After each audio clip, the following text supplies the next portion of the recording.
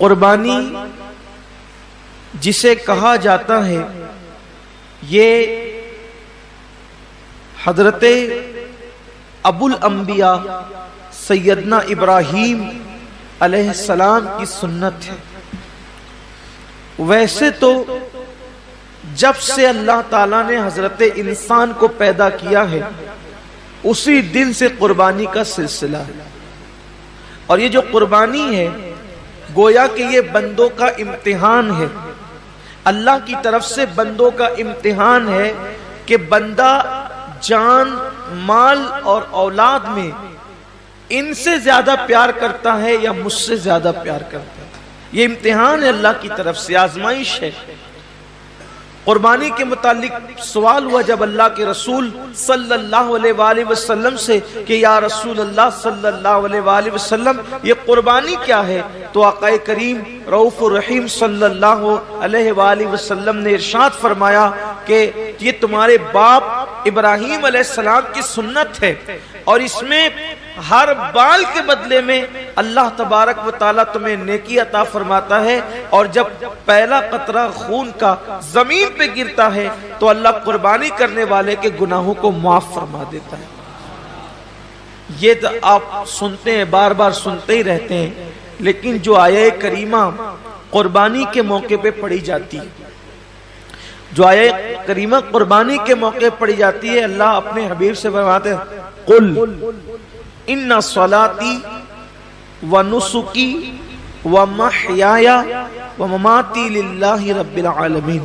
اے محبوب آپ فرما دیں کہ میری نماز، میری قربانیاں، حتیٰ کہ میرا جینا اور میرا مرنا سب اللہ کے لیے۔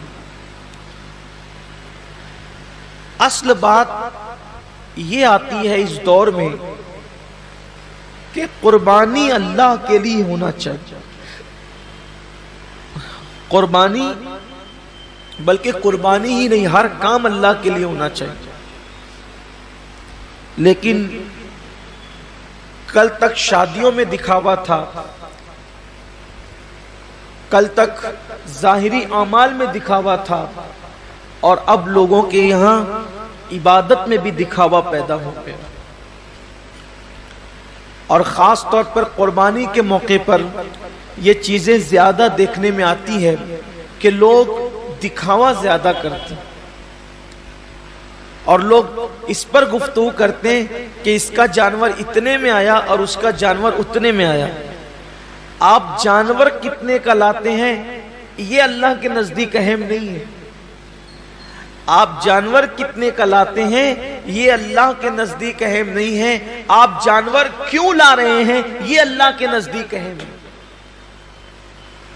اس لیے کہ حدیث پاک میں آتا ہے کہ قیامت کے دن جب انسان کے اعمال کا دفاتر لے کر فرشتے اللہ کی بارگاہ میں پہنچیں گے تو ان کی نیکیاں بہت ساری ہوگی، اور فرشتے پیش کریں گے اللہ یہ کتنی نیکیاں لے کر کے آیا ہے۔ اللہ فرمائے گا فرشتوں تم نے صرف نیکی لکھی ہے کہ اس نے نیکی کی ہے، تمہاری نظر نیکی پر ہے، میری نظر نیکی کیوں کی ہے اس پر ہے، کیونکہ وہ علیم بذات الصدور ہے، وہ علیم و خبیر ہے۔ اللہ فرماتے ہیں کہ اس نے کیا کیوں ہے، اس پر میری نظر ہے۔ اے میرے فرشتوں اس نے نیکی تو کی ہے مگر میرے لیے نہیں کی ہے، اس لیے اسے گھسیٹتے ہوئے جہنم کے اندر لے جاؤ۔ انسان کتنا لگا رہا ہے یہ قیمتی نہیں ہے، کیوں لگا رہا ہے؟ للہ رب العالمین، اللہ کے لیے ہونا چاہیے۔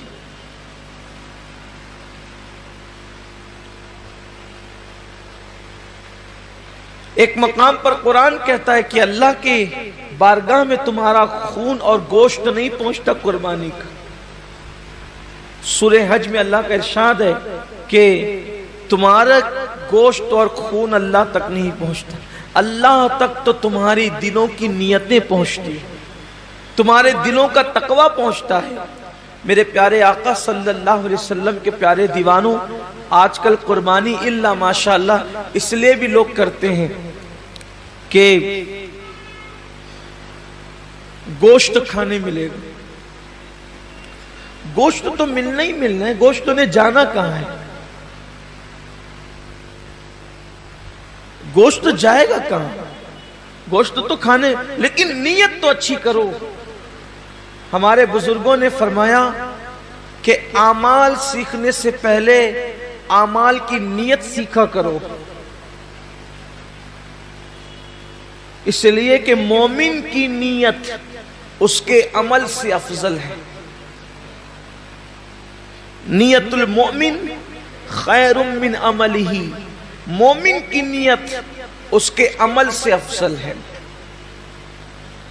آپ نے کبھی سوچا کہ ایک کافر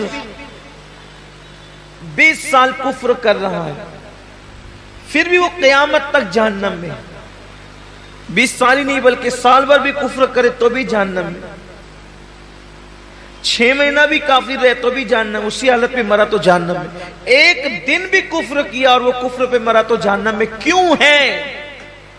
اور مومن ایک دن مومن ہے اور ایمان پہ خاتمہ ہوا تو جنت میں کیوں ہے؟ عمل کی وجہ سے نہیں بلکہ نیت کی وجہ سے۔